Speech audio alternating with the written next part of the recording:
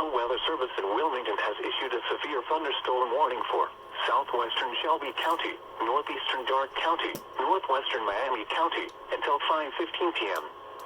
At 4:48 p.m., a severe thunderstorm was located near Versailles, moving southeast at 30 miles an hour. Hazard, 60 miles an hour wind gusts. Source, radar indicated. Impact, expects damage to trees and power lines.